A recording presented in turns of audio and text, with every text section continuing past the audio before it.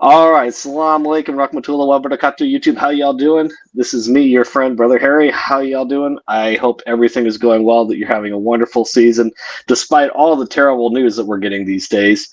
If you haven't done so already, please go ahead and hit like, share, and subscribe. Hit that bell and help me to grow this channel to 5,000, 10,000, a million, bazillion, gajillion subscribers and beyond. It is much appreciated.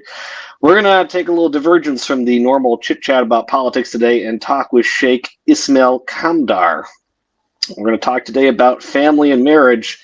This is an issue that, as many of you know, I have covered on my channel many, many times before. There's a lot of problems with marriage in our ummah today, so we need to have a little chit-chat about it. Shaykh Ismail Kamdar is a man who founded the Islamic Self-Help in 2015.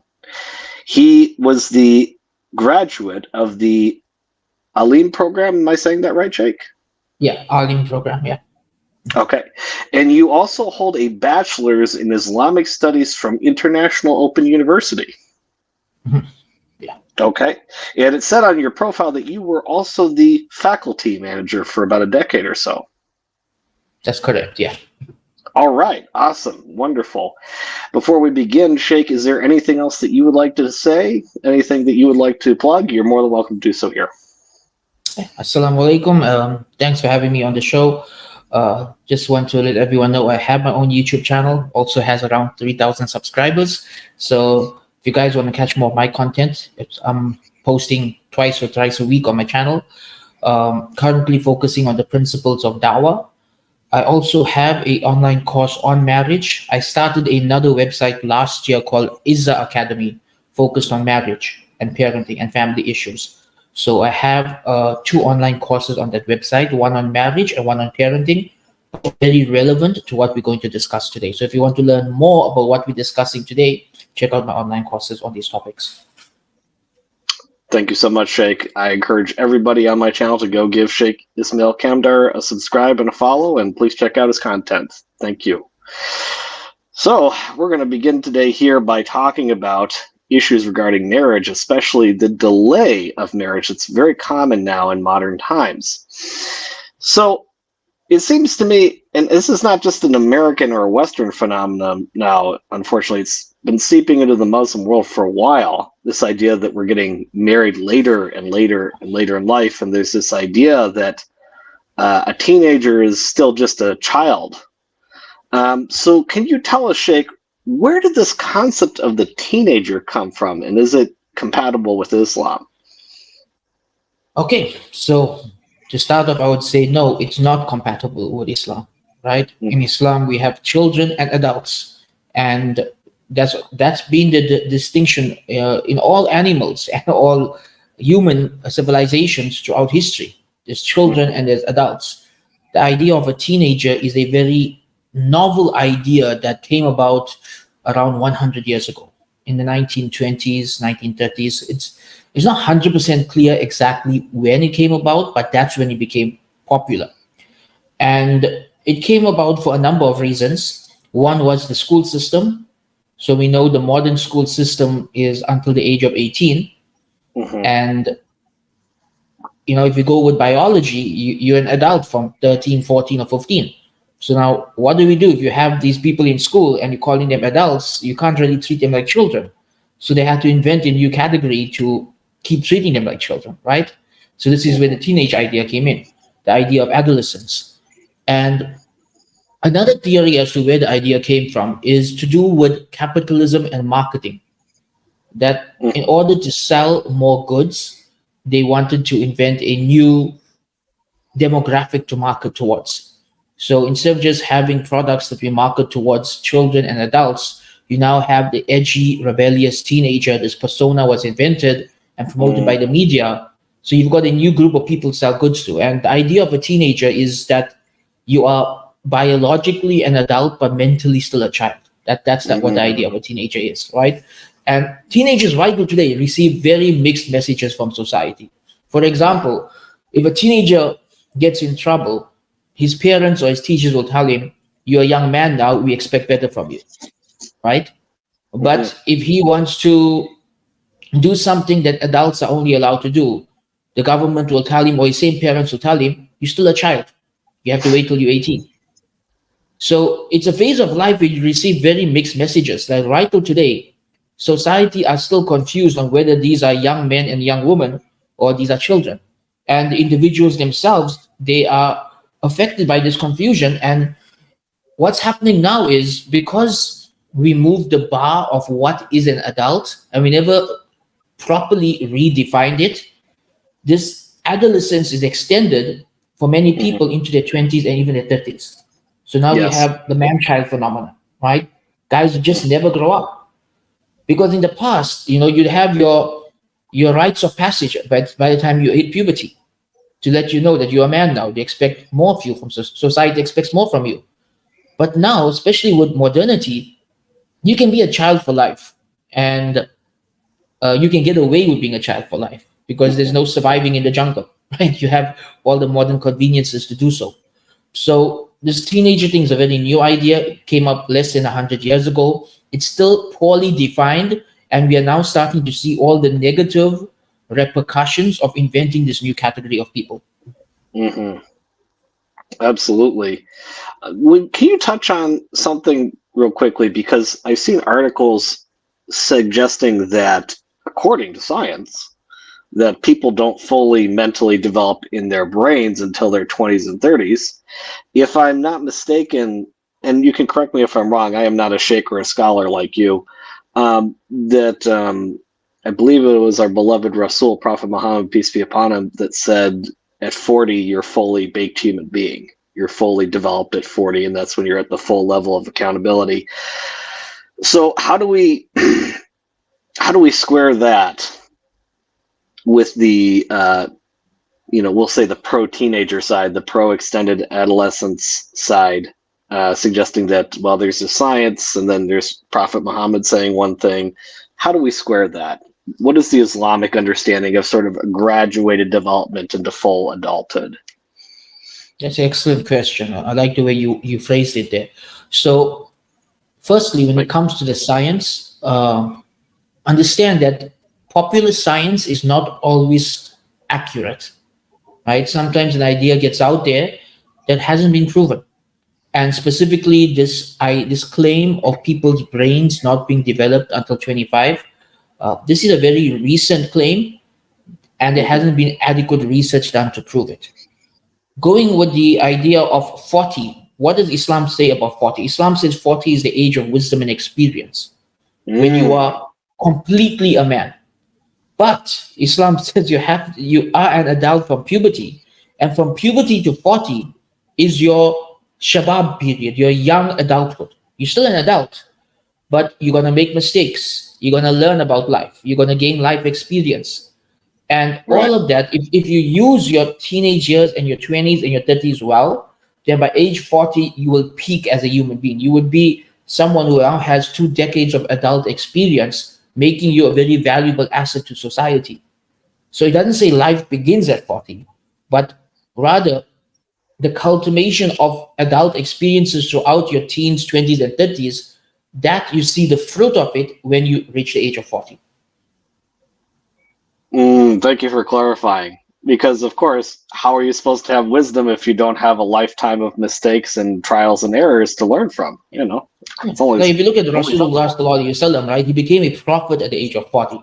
But before that, he was married, he had children, he was a businessman, he was involved in the community, he gained a reputation for his trustworthiness and his honor, he resolved the problems of his community. So by the age of 40, he had this resume of being an asset to the community, right? It wasn't that he became an adult at 40, it's that he now had reached this peak of adulthood. So in Islam, from the time you hit puberty until 40, that's your youth period. That's your period of building yourself up, right? And then from 40 onwards until around 60, this is now peak adulthood, where you now benefit from whatever you did when you were younger. But if you wasted that younger period with video games and pornography, then you have nothing to show for it in your 40s. Right, and this is why the West is eating itself alive. We have a bunch of people that don't want to get married and don't want to have children, And so now we're kind of these hardcore right wingers in Europe and the United States are like, oh, we want to stop immigration. Okay, but are you having children? If you were having more children and doing the traditional things that conservatives used to do, Yeah. a few Muslims here or there from Pakistan wouldn't change very much in the equation. Mhm. Yeah, so it's literally destroying Western civilization right before our eyeballs as we speak. 110%. So, Sheikh, when should we be ready for marriage? There's this thing in most countries, even in many Muslim countries, with the exception of maybe Afghanistan and some of the tribal regions of Pakistan, where now because of the influence of Western culture, the bar has been set at 18. Even here in Indonesia, which is still a developing country, the bar is now at, I believe, 16 for women and 19 for men. So what does Islam say about the age at which you're going to be ready for marriage, or is it not about a particular age? So there's a variety of angles to consider here, right? In Islam, you you should get married as soon as you can, right? As soon Mm-hmm. as you can. Um, and it's considered unhealthy to be unmarried because one of the goals of marriage in Islam is to ensure that every man and woman is sexually satisfied in a halal way. So there's no Oh, God. fitna in society. So if you've got a bunch of 18 and 19-year-olds who are at the peak of that hormonal phase running around unsatisfied, society is gonna implode, right, as we are seeing in the West. So that's Right. one side of it. The other side of it is that there's also the issue of emotional maturity, right? That you need to be able to handle the responsibilities of marriage.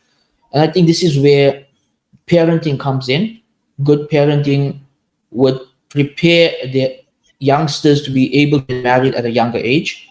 If you had to ask Mm-hmm. me what age should you be looking to get married, if I'm being completely honest, not working with Western ideas, just completely honest, I would say between 15 and 25, right? Yeah, that sounds about If you're right. going Yeah.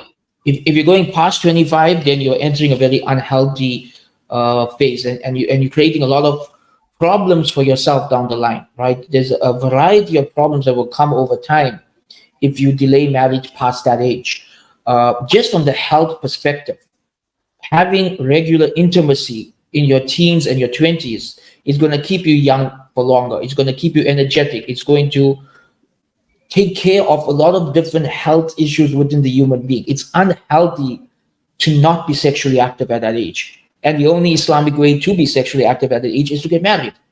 So by delaying it, you're doing something unnatural and unhealthy, which will have long-term negative repercussions on your body and your health. A lot of people don't think about that. So if you had to ask me what age should people be looking to get married, I would say between 15 and 25.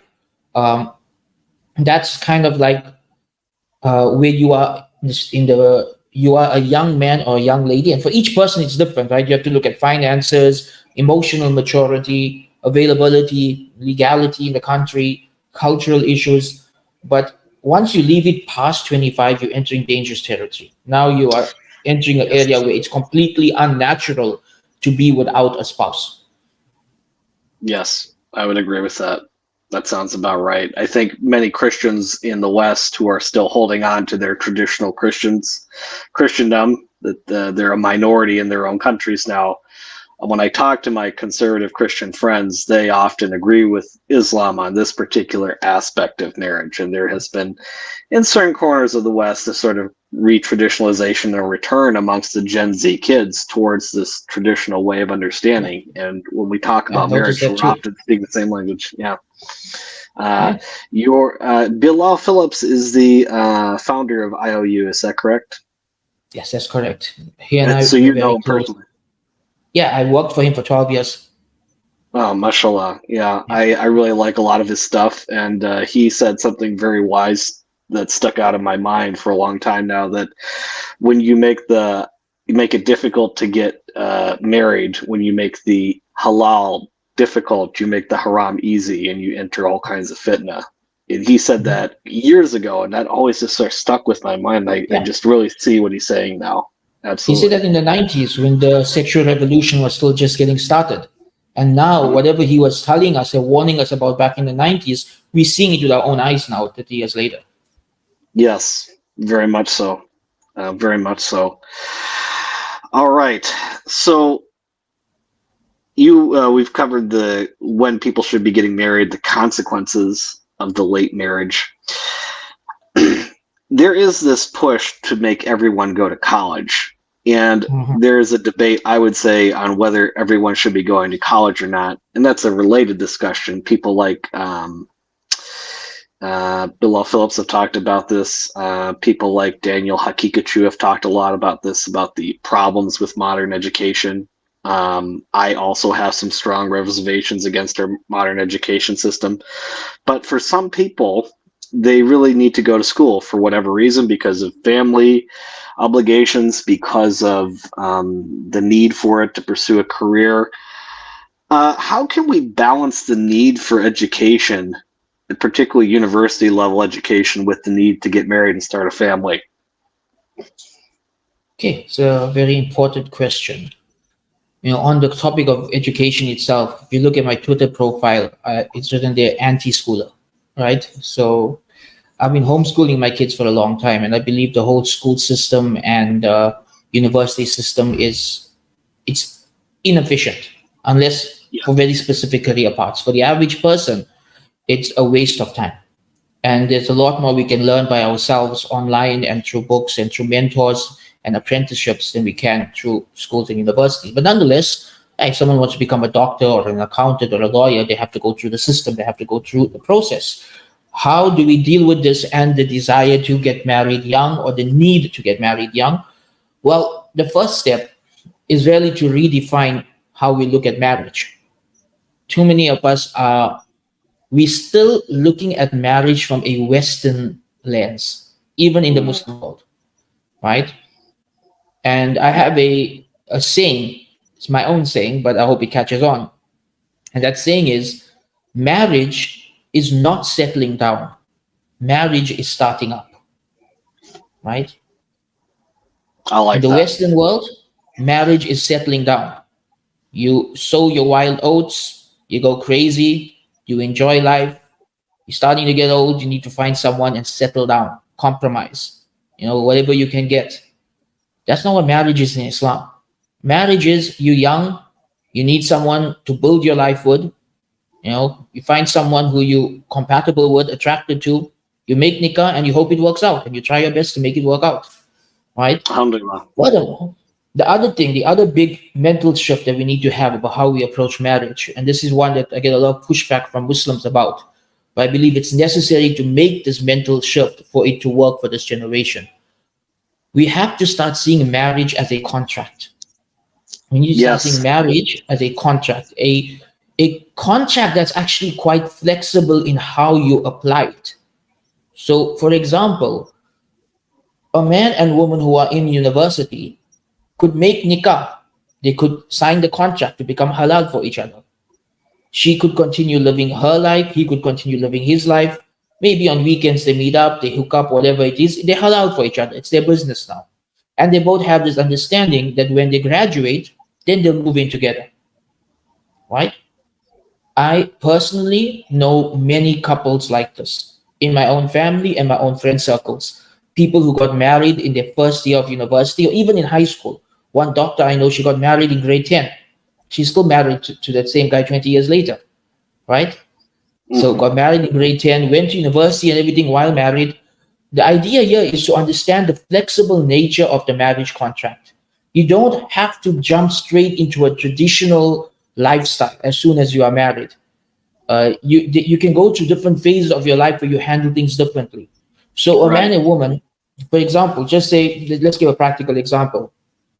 Just say there's a young brother who's on campus. He's studying to be a doctor. He's got 6 years left. There's a sister in his class, a lady in his class who's practicing righteous Muslimah, also 6 years left. She also wants to be a doctor. But of course, they both have needs. They're both attracted to each other. What do? We get a nikah contract signed between the two of them. As long as her family approve and there's compatibility, we get the nikah contract signed. Once the nikah contract is signed, they both go in with this understanding we're going to focus on our studies for the next 6 years.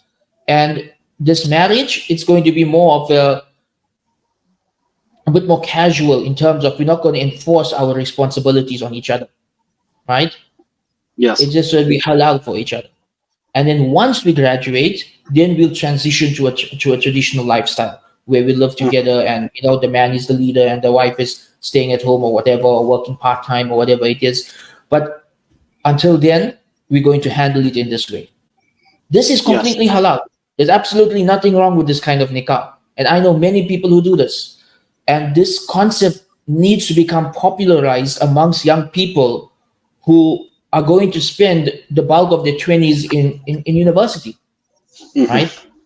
That's probably the only halal way for them to avoid fitna, that you have someone halal, even if you're not living together.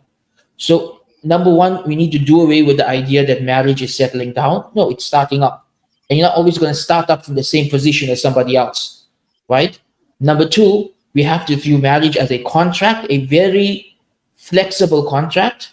And especially in those early years, if you both agree, you can do things your own way. As long as the nikah is signed and it's valid, it's up to you how you'll handle each phase of life. It doesn't have to be the traditional setup in the beginning. Very good, Sheikh. I really appreciate that.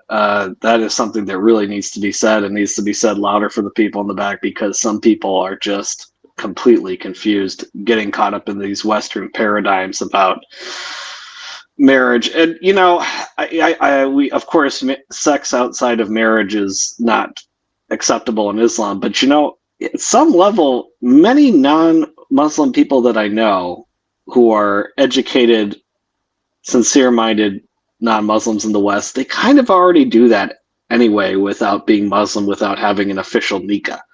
There's kind of like a parentally so they're kind of already doing that anyway, so why not just put the Muslim stamp of approval on it? Why not, like you say, just do it with the proper nikah contract and the whole 9 years? It makes perfect sense to me. That makes perfect sense. Touching in on that, you said we need to move towards a nikah with a contract to move away from Western style of marriage and all this jazz. Can you touch on, I know we didn't talk about this before, can you touch on the problems with Western style romantic love concept and how that has tainted the Muslim way of doing things? Yeah, that's a brilliant question, mashallah. So the idea of love coming before marriage is a very new concept, right? Yes. Basically designed to sell movies and TV shows. And we now have a generation of young girls who are raised on these movies and TV shows and novels, who expect to fall head over heels in love with some guy, and he's going to do some dramatic show of affection, and then only they're going to get married. This is, I won't say it's not possible, I'll say it's rare, right? It's very rare for people to actually fall in love before marriage. I won't say it's not possible, because there's even a hadith that says that the best thing for two people who are in love is to get married. Right. So even in the hadith, it's acknowledged that people can fall in love before marriage. It's just that, especially the way the Muslim community is set up with our gender segregation and all our barriers between us and zina, it's less likely for people to fall in love before marriage. What Islam teaches is a much more natural process, right? And whenever I talk about marriage, I always talk about human nature. I really believe from all the systems in the world today, the Islamic system of family is the most natural, the most in congruence with our mental nature and our biology, right? Yes. So what does Islam really say about love? That love is something that develops and matures over time, from living together, from being sexually intimate with each other, from going through the trials of life together, from raising children together. All of these things develop love. And love is something that in the beginning, it's going to be more of an infatuation, right? The honeymoon period. It's an infatuation. It's not really love. You're just blown away by this person. It's not the same as after 20 years of marriage, having lived a life together, going through trials together, raising children together, being there for each other in the darkest of times. That's when you see real love. And I grew up around people like this, alhamdulillah. My family have a lot of strong role models of marriage. When I look at my grandparents' generation, my grandparents and their siblings all got married as teenagers. Like we're talking about in the 1940s and 50s, Mhm. then it was normal to get married at the age of 14, 15. And they did it very traditionally. Like they didn't know the person until the night of the nikah, right? Mhm. But I have never seen more loving relationships in my life than that generation of my family. Like Mm. those decades of living together and struggling together and going through the hardships of life together and raising children together, it just built a natural bond between two people that becomes almost unbreakable if you've put in the work to make it to really build the bonds properly, right? And that's what's missing today. You see, we have a generation that's all about instant gratification. This is one of the big Yes. problems with our generation. It's all about instant gratification. So if they're not feeling that love in the moment, right? You see, there's a lot of young people today like, oh, I don't feel in love with him anymore. I want a divorce, right? This is happening. It's an instant gratification, not like let's work on it, let's rekindle the spark, let's see what went wrong and try and rebuild the love. It's like, oh, I'm not feeling it now. I want a divorce.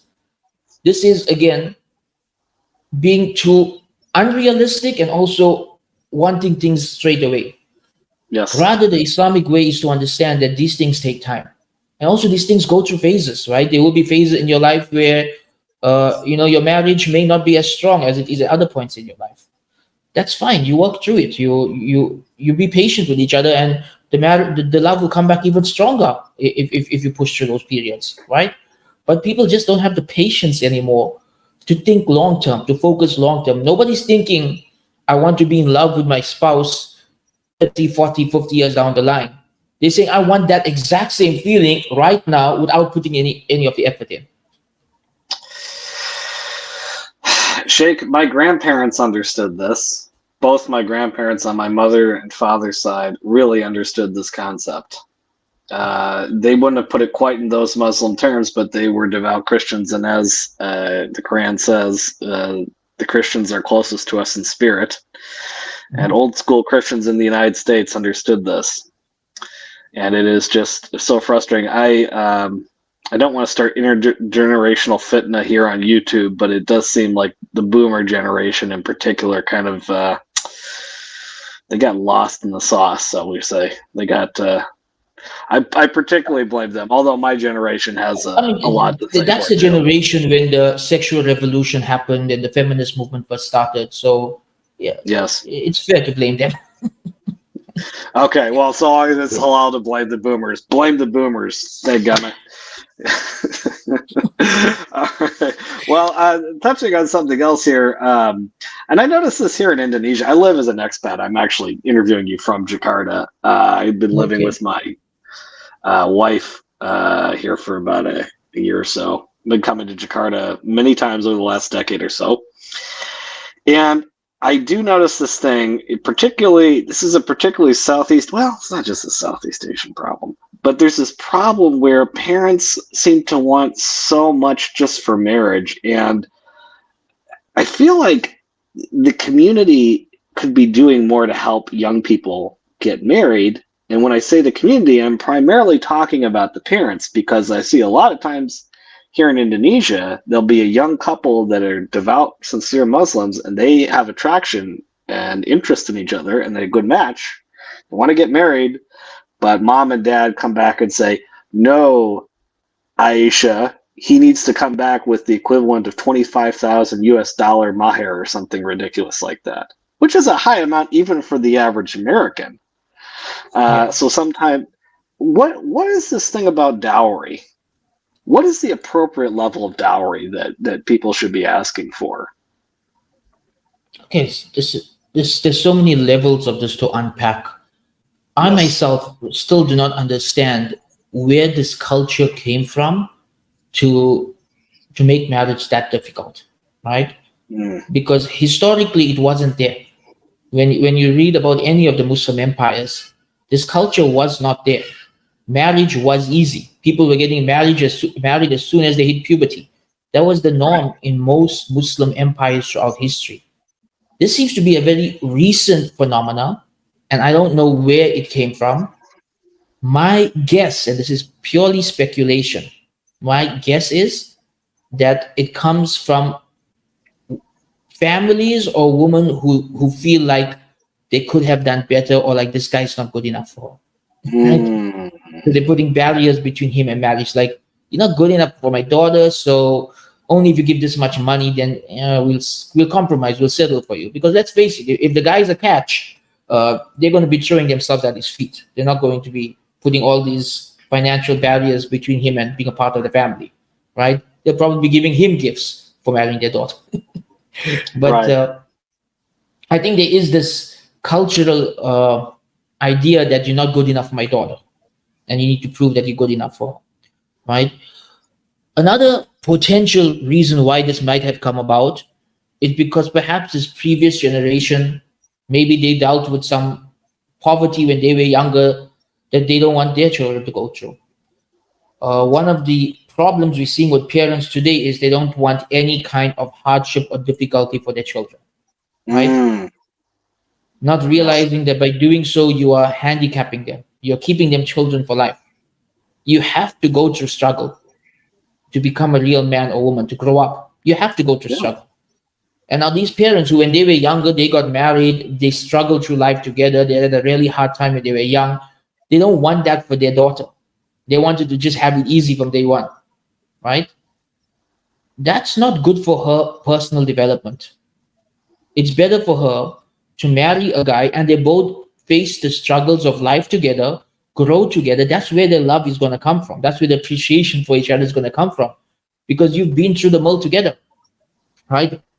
When I look at my own life, I got married when I was 20 and my wife was 18. And I only started making like good money like about 3 or 4 years ago at the age of 34. So from 20 to 34, we struggled. We lived month to month, paycheck to paycheck with 4 kids. But honestly, I wouldn't have it any other way. That struggle made us who we are. It shaped us into who we are. Alhamdulillah. It was an important experience that helps us to appreciate everything we have today. If I just got married for the first time now in my late 30s, without after I've made all my money and stuff, the marriage wouldn't be as strong. They wouldn't have that same level of appreciation for each other because that person didn't see your struggle. They didn't work through the struggle with you. So yeah, we have these parents today who don't want the children to go through any hardship. So they want the daughter only to marry the rich guy.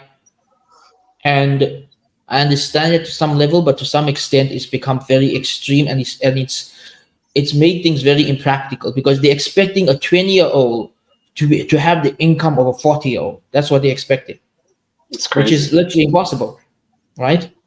We all know as a young man, you have to work your way up the ladder. What you're going to be earning with your first job is nothing compared to what you'll be earning 20 years down the line if you work hard. But they're Right. expecting the 20-year-old to have that income already. So this is problematic.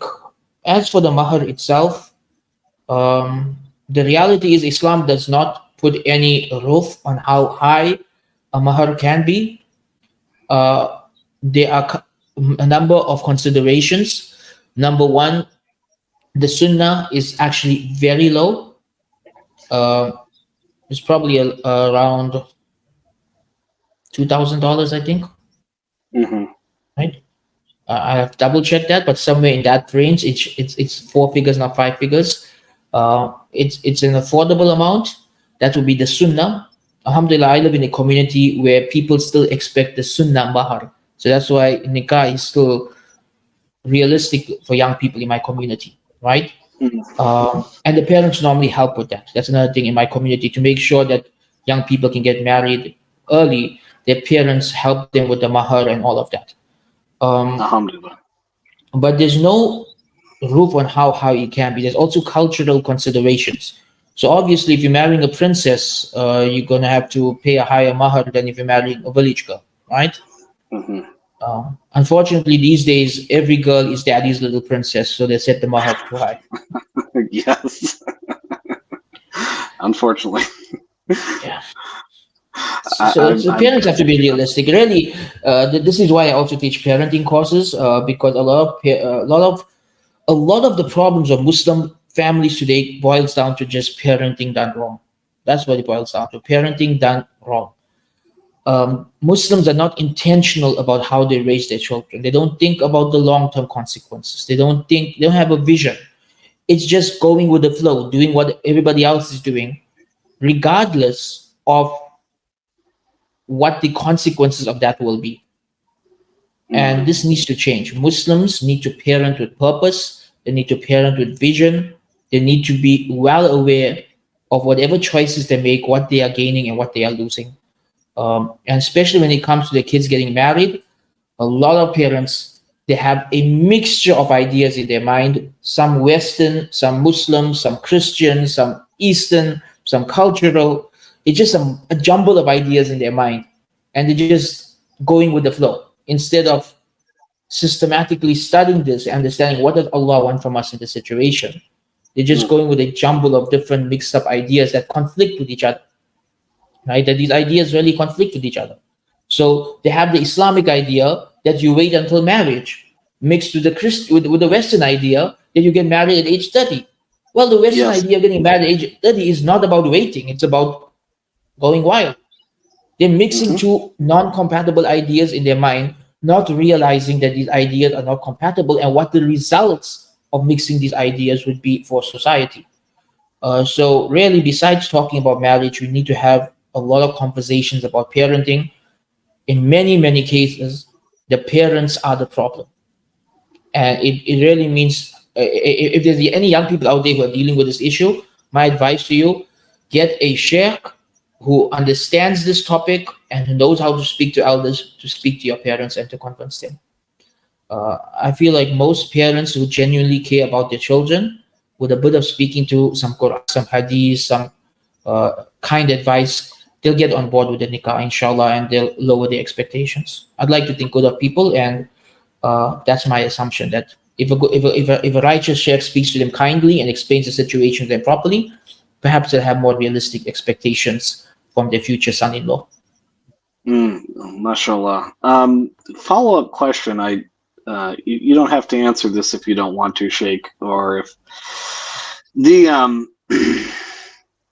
if we have parents who are just so ridiculous and not acting with the guidelines of Quran and Sunnah. Obviously, in Islam, we want our parents' approval, especially daughters want their father's approval.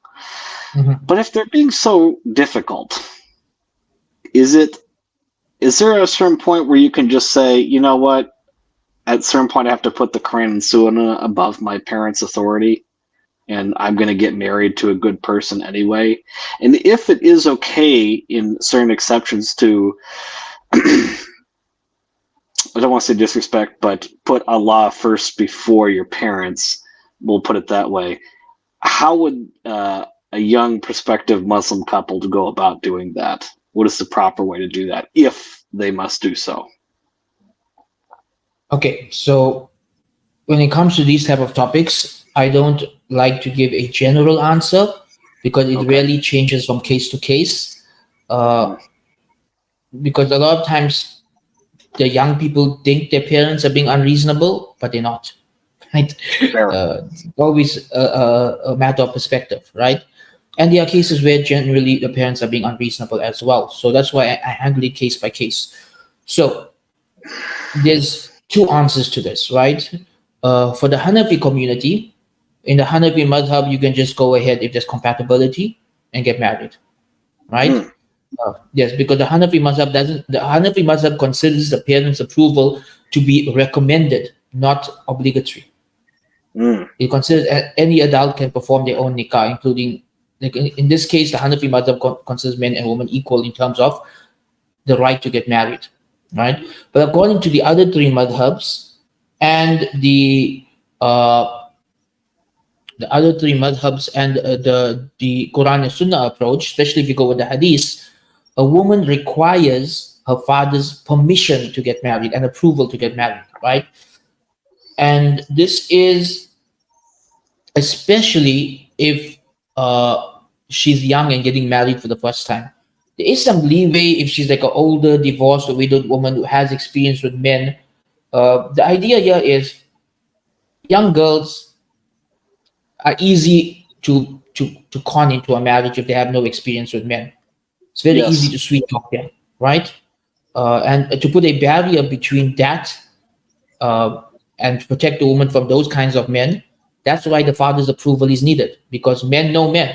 You know, you as the father can take one look at the guy and you know this guy's trying to trick your daughter, right? Uh, Men are just able to read each other like that. So that's why Yes. I say it's the father's permission is necessary and important, and there's a lot of wisdom behind it. Unfortunately, they do exist in our communities. Some fathers who are unreasonable, some fathers who may be racist, they may be tribalistic, they may have uh, ridiculous expectations or unreal ideas about the children. So, for example, there's some dads out there who think their daughters don't have any sexual desire, right? Right. So Living in La La they Land. it doesn't even cross their mind that if they don't let my daughter get married, she's going to end up in zina. Not my little girl. That's ain't happening, right? She's too innocent. Right. Sadly for you, every human being, at least most human beings, unless they're asexual, have sexual desire, right? Of course. Uh, so these dads need to be more realistic. But again, what do you do if the father is completely unreasonable? So I'll give you a couple of cases, right? Just say guy and girl in university want to make nikah. They're both attracted to each other. They're both compatible. They're both good Muslims. They come from good families. The only obstacle is the father of the girl is saying, you have to wait till you finish university. Right? This is a common scenario today. Right? The Mhm. dad says you have to wait till you finish university, which is in 6 years' time. So you're trying to Right. tell me you got these two young people who are strongly attracted to each other. Right. They're gonna wait 6 years, right? It ain't happening. In a case Sure. like that, right? In a case like that, first you get the sheikh to speak to the father. The father is still not listening. Then, in an Islamic country, the court can decide to take his guardianship away from him and give it Wow. to a imam. So the imam now becomes the guardian of the daughter, and he signs the nikah as her guardian. Wow. And Yeah. this is for the other three madhabs? Yes, this can happen in any of the madhabs. All of the madhabs have this. You see, all of the madhabs have the father's permission thing as a way of protecting the daughter from bad marriages. But they also have built within them mechanisms to a fail-safe mechanism in case the father abuses his authority. Right? There's always a way to ensure the father doesn't abuse that authority. Thank you so much for explaining that, Sheikh, because there's a lot of confusion about that. And there are, I'm saying, I'm giving just based on my personal experience, this is a purely anecdotal number, like 20 to 30% of fathers in this situation seem to fall under edging towards this category at least. At least I mean, about yeah, 20 to 30%. those are Not the cases most of that's the going to time. reach us because think about it like this, right? If the father is not objecting, the young man and woman get married and we never hear about it. The only time we hear about it is if somebody's objecting. So it feels like a larger number than it actually is. Okay, fair enough. It's not. It might be a smaller number, but Yeah, there's definitely a percentage. It's I don't know it what the definitely number is. is, but And somewhere that's why, remember, the Sharia is very just. And there alhamdulillah. is this built in concept within the Sharia that anytime a rule of the Sharia is used for injustice, there is another mechanism within the Sharia to override it. There's always Wow. something like that. Yeah. On almost any level of the law, you will find a way to override the law if somebody is abusing it in some way or the other. Very good. Very good. Thank you for explaining that because I actually know a couple of people that are in this minority exception case, and I'm glad that Yeah. you have said that you have a guideline for them to take further action. Alhamdulillah. Well, okay, Yeah. So my let me advice to call. them is very simple. Just a bit of advice to those people is number one, contact a local scholar, get their advice, get them to speak to the father. And if the father is still being unreasonable, get the advice of your local scholar who knows the situation. He knows the boy, he knows the girl, he knows both the families. And if he says, go ahead with the nikah, alhamdulillah, you got your fatwa. Go ahead with the nikah. Okay. Uh, Real quickly, just because it crossed my mind while you told me this. for those Muslims who are living in the United States, and my Yeah. channel is primarily for an American audience, there's no Ottoman style stripping of the guardianship of the father, giving it to the sheikh. Yeah. So how would they get around it in that The specific local case? imam, the local imam would basically, uh, in general, in general, today we would say that if for Muslim minorities in the West, your local Hmm. imam takes the place of the qadi, the mufti, all of these positions put together, right? So Ah, he has the authority to do this. He has the authority to, after analyzing the situation carefully and weighing the pros and cons and listening to all sides, he has the authority to say that, listen, you're not being reasonable here. We're going to go ahead with the nikah, and I'm going to stand in as the woman's guardian. And he has the right to do wow. that. Yeah. Alhamdulillah. That's kind of like the Hasidic. It's kind of like how Hasidic Jewish communities in New York operate. They've got their own little Jewish Torah law within their own little community. They figured out a way to get around the secular problems in the secular world around them. So this, Yeah. yes, okay, all right. Thank you for explaining that, Sheikh. Sheikh, I really appreciate your time. Is there anything else you want to add to this? I mean, I thought this was going to be a 2 hour interview, but sometimes the shorter the better. We've got some really great, concise bits here. It's really helpful tidbits for a lot of confused young folks out there. Anything else you'd like to add? Yeah. So my advice to young people, right, is firstly, I would advise every young person to study marriage from an Islamic perspective, because a lot of the ideas we have taken from the West, we've taken from Netflix, we've taken from movies and TV shows. They conflict greatly with the Islamic teachings of marriage. And it's because a lot of Yes. young people don't know the proper Islamic teachings about marriage. We find that after nikah, that's when the problems begin, right? So I highly recommend that every young person studies nikah from all these different angles. If you look at the course I teach, I teach it from all these angles. I teach the fiqh, I teach the goals of nikah, teach how to make it work, contemporary issues, flexibility, different types of nikah. You get different types of nikah, right? You have polygamy, you have misyar, you have all these different styles of nikah that are actually completely valid. And it's important to know these things. Just to give you one example, a lot of young people today are unaware that in a Islamic marriage, the husband has a authority role. He's basically the leader of the family.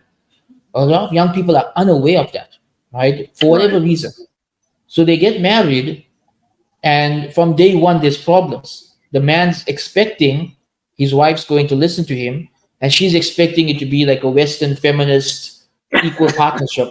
And really, Nope. a Western feminist equal partnership really means the woman's the boss. That's what it really means, right? Yes. There is no equal partnership. The nature of human beings is there's always a boss. That's just the nature of human beings. So it's really flipping it upside down. So a lot of people going to marriage not even knowing the proper Islamic structure of a marriage and what's expected of the husband, what's expected of the wife, how to make it work, the wisdom behind these laws. I teach all of this in my course. I have articles on this on my website. This is something I strongly recommend. If you are a young person looking to get married in the next year or two, even if you're an older person looking to get married in the next year or two, please study the fiqh of marriage, the goals of marriage, the wisdom behind Islamic law of marriage. When you understand all of this, not only will you do the right thing, but you will appreciate the Sharia more. You will appreciate Islamic law more because you understand the wisdom behind Allah's laws and why it is what is best for humanity. Because I'll end on this one point. Whatever Islam teaches about marriage and parenting and family, it is natural. It is the most natural positions possible on all these topics. It matches up with our minds, it matches up with our biology, it matches up with how humans have existed and thrived throughout the centuries. It's Mhm. natural. Yes. And when you understand how natural the Islamic system is, then you appreciate it better and you also begin to see better why the other systems are not working. Because Right. let's face it, many of these modern style relationships are completely unnatural. And that's why they are doomed to fail. So please, I highly advise all young people study marriage from an Islamic perspective, so you know what you're getting into, and that you appreciate it and you are able to follow it properly. Alhamdulillah. Alhamdulillah. All right. Thank you so much, Sheikh. I really appreciate your time. We're getting close to the top of the hour. Any other final remarks? That's it from my end. Thank you so much for having me. I enjoyed the conversation, and I really enjoyed your questions. They were quite deep, and they tackled the topic from a variety of perspectives. So keep up the good work, brother. Your channel, you're doing some good work on this channel. Sometimes I'm trying. Sometimes I have to go back and fix things, but I try my best to cover all sides of the story. The purpose of my channel is to show Western people the variety of opinions, because before I became Muslim, I thought Muslims were just all one thing who rode on camels in the desert everywhere. And of course, I came to realize that's not correct at all. There's quite a story going on here, spanning many continents and many thousands of years. So alhamdulillah for all things. Thank you so much, Sheikh. Hope you can come back on some other time for other stuff. Shaykh Ismail Kamdar, everybody. Thank you so much for coming on, Sheikh. Jazakallah khair. Assalamu alaikum, YouTube. Y'all take care now. Bye-bye.